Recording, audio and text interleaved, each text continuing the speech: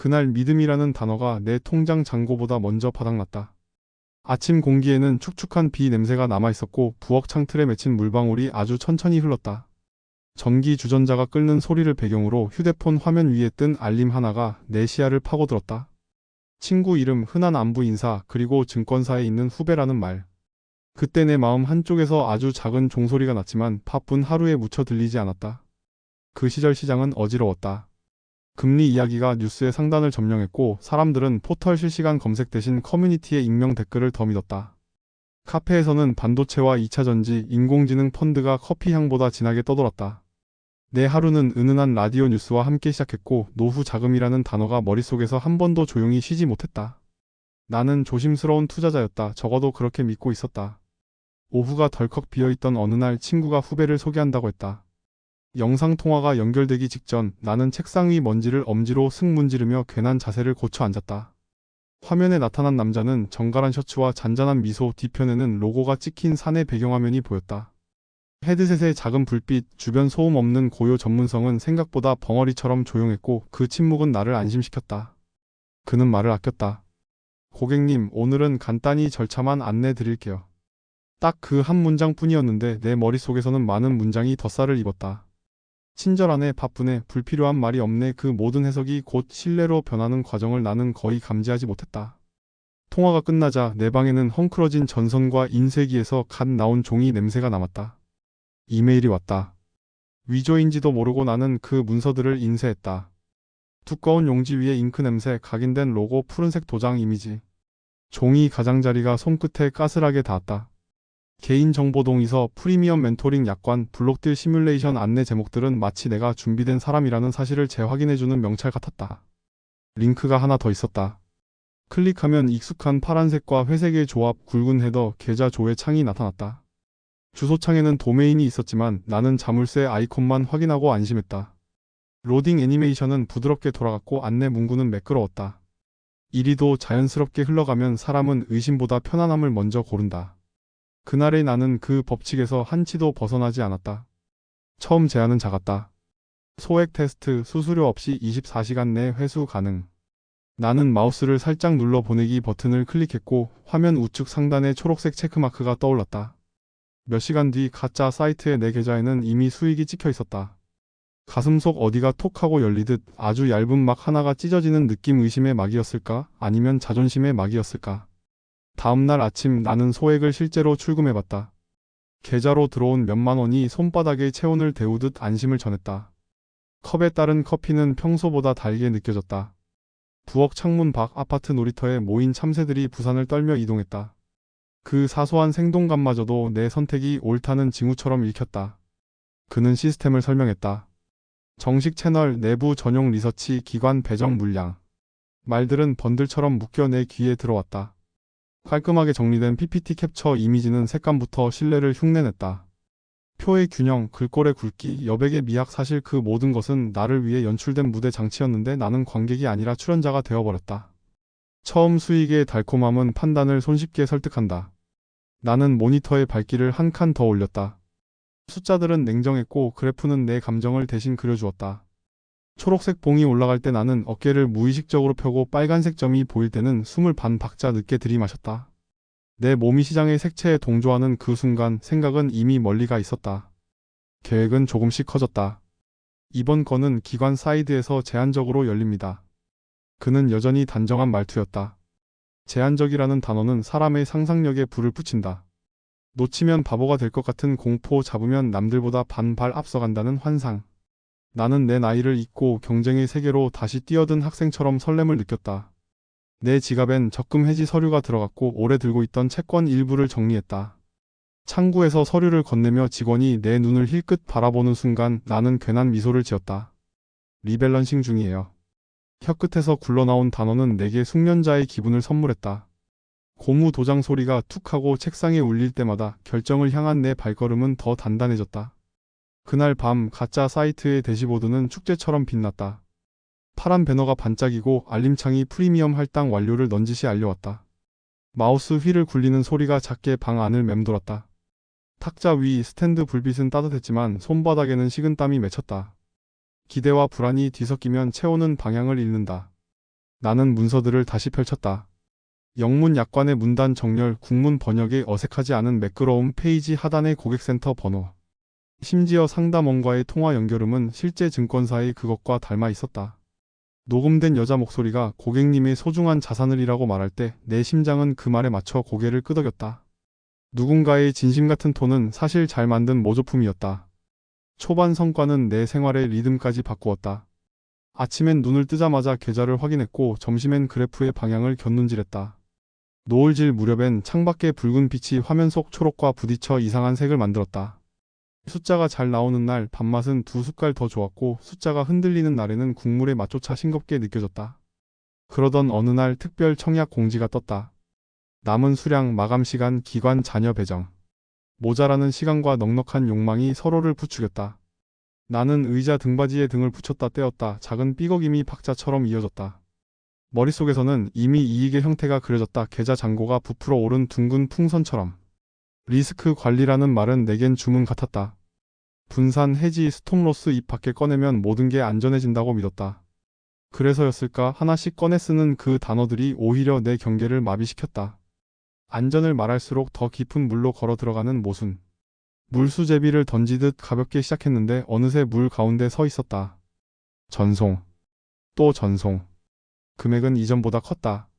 이체 확인 알림이 진동으로 책상 위를 울릴 때마다 컵 안에 티백이 미세하게 떨렸다. 초침 소리는 평소보다 커 보였고 창문 밖 도로의 브레이크 삑삑거림이 신경을 긁었다. 세상의 소음이 나를 붙잡는 것 같았지만 나는 화면 속 초록의 약속에 더 가까이 귀를 대고 있었다. 그날 밤은 잠이 얕았다. 꿈에서마저 숫자들이 줄지어 행진했고 내 손은 공중에서 허공의 키보드를 두드렸다. 새벽에 눈을 떴을 때 입안은 바싹 말라 있었다. 냉수 한 잔을 들이키며 스스로에게 말했다. 이번만 지나면 좀 쉬자. 하지만 그 문장은 늘 다음 문장을 데리고 왔다. 그래도 내일까지만. 마감 직전 마지막 기회라는 메시지가 깜박였다. 화면의 반짝임이 마치 나를 인정하는 눈빛처럼 느껴졌다. 나는 천천히 그러나 확실하게 준비해둔 마지막 돈을 꺼냈다. 오래 모아온 적금, 장롱 속 예비통장, 심지어 부모님에게 맡아두었던 소액까지. 그 순간 손끝은 둔했고 마음은 지나치게 선명했다. 전송 확인, 초록 체크, 그리고 정적. 방 안에 가만히 깔린 먼지의 냄새, 컴퓨터 펜 돌아가는 미세한 바람. 나는 의자에 등을 깊숙이 묶고 두 손을 허벅지 위에 올려놓았다. 이제 오르기만 하면 된다. 그 생각은 너무 간단해서 오히려 위험했다. 다음날 오전 대시보드가 심상치 않았다. 수익률은 소폭 플러스로 찍혔는데 출금 버튼이 회색으로 비활성화되어 있었다. 시스템 점검 안내가 떴다.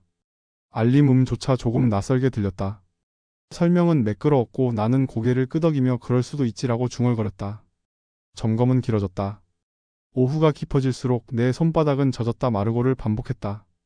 고객센터로 전화를 걸면 친절한 멘트가 나오고 잠시 후 담당 부서로 연결되었다. 담당자는 천천히 확신에 찬 목소리로 말했다. 고객님, 오늘 중 처리됩니다. 짧은 문장, 단단한 어조. 그런데 그 단단함이 유독 가볍게 들렸다. 저녁이 되었을 때 새로운 안내가 떴다. 원천징수 세금 사전 납부 필요. 나는 잠깐 눈을 감았다. 심장이 한 박자 건너뛰는 느낌, 그리고 혀끝에 퍼지는 쓴맛. 이미 충분한 금액을 맡겼으니 몇 퍼센트의 세금 정도는 내 머릿속 계산기는 또다시 나를 설득했다. 합리화의 톱니드가 부드럽게 맞물리며 돌아갔다. 그 밤 나는 자판을 느리게 두드렸다. 납부 페이지의 폼은 술술 입력되도록 설계되어 있었다. 탭을 누를 때마다 다음 칸이 정중히 열렸다. 카드 번호 대신 계좌 이체만 받고 사전 납부 영수증은 곧바로 메일로 발송된다고 했다. 나는 이미 두 번의 출금 지연을 겪은 뒤였고 세 번째는 보고 싶지 않았다. 결정적 순간 내 등줄기를 타고 식은땀이 흘렀다. 공기청정기의 작은 바람이 그 땀을 식혔지만 심장 속 불길은 커졌다. 내가 뭔가를 놓치고 있다는 감각이 점점 모양을 갖췄다. 구석에 치워둔 책상 조명 아래 문서의 글꼴 하나가 어색하게 느껴졌다. 같은 회사의 문서인데 따옴표 모양이 미세하게 달랐다. 나는 진짜 증권사 앱을 켰다. 공식 고객센터 번호로 전화를 걸었고 대기 음악이 몇 분간 흘렀다. 연결된 상담원의 첫 마디는 조심스러웠지만 곧 단호해졌다. 고객님, 저희는 그런 상품이나 절차가 없습니다. 귀에서 심장이 뛰는 소리가 들렸다. 손에 쥔 휴대폰이 무겁게 가라앉았다. 그 순간 방 안의 모든 소리가 사라졌다.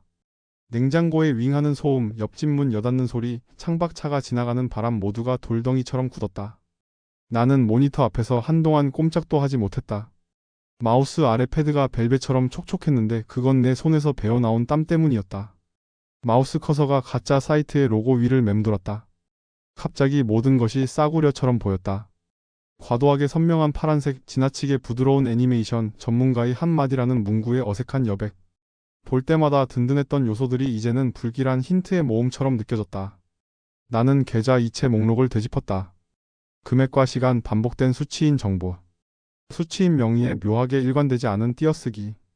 메모란에 남긴 내 짧은 다짐들 마지막 끝판 안전 그 말들이 조롱처럼 보였다. 의자 등받이에 머리를 기댔지만 머리 뒤쪽이 얼음처럼 차가웠다. 다음날 경찰서로 향하는 발걸음은 유난히 무거웠다. 민원실 공기에 형광등 냄새, 종이와 플라스틱이 섞인 탁한 향. 의자에 앉아 진술서를 쓰는데 손가락 관절이 멍한 통증을 내보였다. 고개를 들었을 때 나와 비슷한 또래의 남자가 멍한 표정으로 창밖을 보고 있었다. 우리는 서로를 보지 않았지만 서로를 본 것 같았다. 조직적으로 움직입니다. 수사관의 말이 짧게 박혔다. 내부에서 도는 용어, 실제 회사와 비슷한 시스템, 유출된 양식의 정교한 재배치. 그는 진술서를 넘기며 담담하게 설명했다. 나중에야 알게 되었다. 이들은 무려 26명이 빈틈없이 움직였고 94억이라는 숫자를 납작하게 펴서 여러 사람의 인생 위에 덮어씌웠다. 그 수치 속에 내가 있었다. 더 아픈 사실은 따로 있었다. 피해자의 대부분이 나와 같은 세대였다. 50을 넘긴 어깨에 노후를 준비하던 손, 잔고를 늘어나는 주름 대신 늘려보려던 마음. 92%라는 숫자는 통계가 아니라 얼굴이었다. 대기석에 앉은 누군가의 구분 등 서류를 쥔 떨리는 손끝, 신발끈을 다시 매는 조심스러운 동작. 나는 친구에게 전화했다. 그에게도 죄가 있었을까 아니면 그 역시 이용당했을까. 벨소리는 길게 울렸고 결국 문자 한 줄이 돌아왔다. 형, 나도 그 말의 끝은 비어 있었지만 그 공백은 오히려 너무 많은 것을 말해주었다. 우리는 같은 모조의 무대 위에서 각자 다른 장면을 연기하고 있었을 뿐이었다. 며칠 동안 나는 은행 앱을 열지 못했다. 휴대폰 화면에 지문인식 실패 메시지만이 매번 나를 맞았다. 손끝은 건조했고 눈은 쉽게 피로했다. 창문을 열어두면 외풍이 들어와 커튼이 사각거렸고 그 소리가 내 마음의 가장자리와 닮아 있었다. 늘어지다가도 어느 순간 쉴 새 없이 흔들리는 가짜 사이트는 어느 날 갑자기 접속이 안 되었다. 서버 점검이라는 문구가 맴돌다가 이내 페이지를 찾을 수 없습니다로 바뀌었다. 그 단순한 문장이 내 노후의 몇 년을 지워버렸다. 브라우저를 닫는 클릭 소리가 유난히 크고 날카롭게 들렸다. 밤마다 서랍을 열었다 닫았다. 인출 내역서, 계약서, 녹취 파일. 종이 끝이 손가락을 스쳤고 아주 얇은 상처가 생겼다. 상처에서 따끔한 통증이 올라왔다. 눈으로 확인되는 피해는 작았다. 진짜 상처는 눈에 보이지 않는 곳에서 천천히 번졌다. 나는 과거를 되감듯 떠올렸다. 첫 화면의 색감, 상담원의 호흡, 문서의 글꼴, 전화 연결음의 높이. 하나하나가 치밀하게 내 취약한 믿음을 파고들었다. 믿고 싶다는 마음은 언제나 가장 설득하기 쉬운 상대였다. 그들은 그 사실을 누구보다 잘 알고 있었다. 다시 시장 뉴스에 귀를 기울였다. 이제 호재라는 단어는 나에게 함정처럼 보였다. 새 소식의 화려함보다 확인의 단단함이 필요했다. 나는 공식 앱의 공지에서만 정보를 확인했고 링크 대신 직접 검색했다. 전화가 오면 끊고 내가 먼저 공식 번호로 걸었다. 은행 창구에선 어떠한 사전 납부도 계좌 이체로 받지 않는다는 걸 반복해서 확인했다. 내 방의 풍경도 조금 바뀌었다. 모니터 옆에는 작은 메모지가 붙었다. 의심은 비용이 아니다. 노란 종이에 펜으로 적은 그 문장은 하루에도 몇 번씩 나를 붙잡아 세웠다. 포스트잇의 접착제가 약해질 때마다 새 메모에 다시 적었다. 글씨체는 점점 단단해졌다. 어느 주말 나는 지역 문화센터에서 열린 디지털 금융 사기 예방 강좌에 갔다. 강의실의 플라스틱 의자는 딱딱했고 형광등은 살짝 깜박였다. 강사의 PPT는 화려하지 않았지만 필요한 문장만 있었다. 공식 채널 확인, 일회용 링크 금지, 입금 유도, 언어 패턴, 그리고 시간은 항상 당신 편이 아니라 빼앗으려는 자들 편이다. 나는 그 문장을 적으며 내 시간의 주인이 다시 나임을 실감했다. 돌이켜보면 징후는 있었다. 처음 봤을 때부터 너무 친절한 약관, 너무 잘 정리된 리서치, 너무 빠른 수익. 너무라는 단어가 3번 겹치면 한 번 멈춰야 했다. 나는 그 멈춤을 몰랐다. 이제는 안다. 멈추는 데에는 용기가 들고 그 용기는 손실을 막는다. 친구와는 천천히 이야기를 나눴다.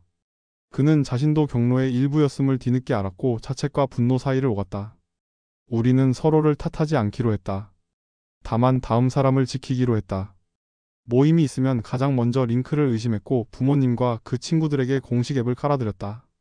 지겨우리만치 반복해서 전화로 오는 투자 제한은 없다고 말했다. 시간이 지나자 마음의 파장은 잦아들었다.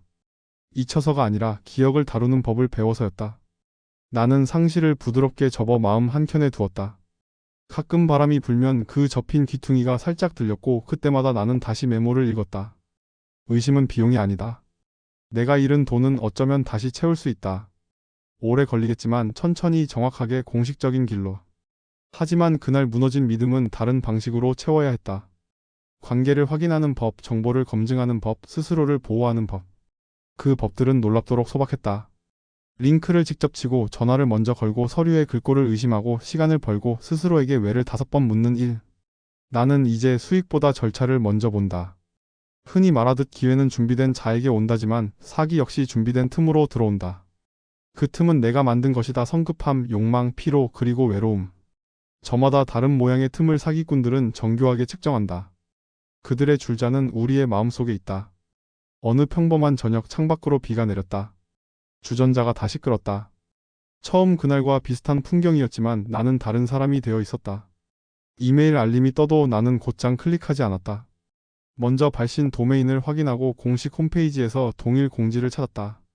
찾을 수 없다면 그냥 닫았다. 닫는 데에 들인 3초가 내일의 평온을 지켜주는 일이라는 것을 알았으니까. 나중에 뉴스에서 이 사건을 보았다.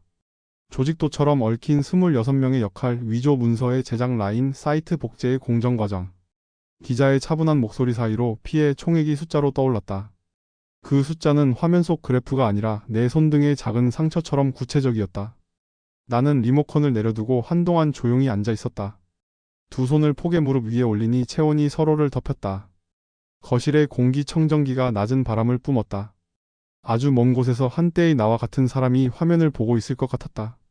그 사람에게 말해주고 싶었다. 작은 의심 그거 하나면 충분할 때가 있다.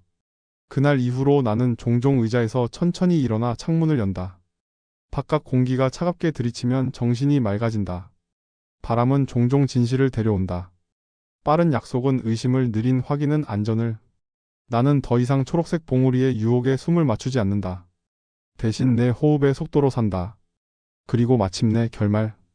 처음 문장을 다시 떠올린다. 믿음이 먼저 바닥났다. 하지만 그 바닥은 떨어지는 끝이 아니라 다시 딛고 서는 시작이었다. 손실은 내 지갑을 얇게 했지만 절차는 내 마음을 두껍게 했다. 오늘도 나는 같은 문장을 반복해본다. 공식 채널과 확인 절차, 사기 예방은 작은 의심에서 시작된다. 그 문장을 속으로 여러 번 더듬는다.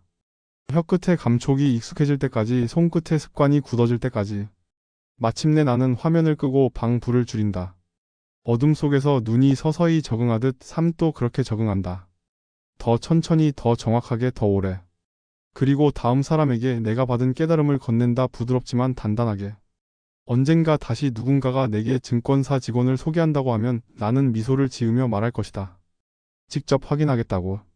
내 손으로, 내 속도로. 호출음이 길게 울리면 나는 기다린다. 시간은 이제 빼앗기는 것이 아니라 내가 선택해서 쓰는 것이다. 그렇게 오늘을 건너면 내일 아침 주전자의 물은 다시 끓고 나는 조금 더 평온한 마음으로 커피를 따른다. 그리고 조용히 그 향기를 맡는다. 의심의 향기, 안도의 향기, 다시 시작하는 사람의 향기. 그렇게 나는 배웠다. 사기는 정교한 기술로 다가오지만 예방은 소박한 습관으로 가능하다는 것을. 욕망은 화려한 깃발을 흔들지만 지혜는 작은 포스트잇에 적힌다는 것을. 나의 실패는 이야기로 남고 그 이야기는 누군가의 방패가 된다. 긴 하루의 끝에서 나는 그 사실에 조용히 감사한다.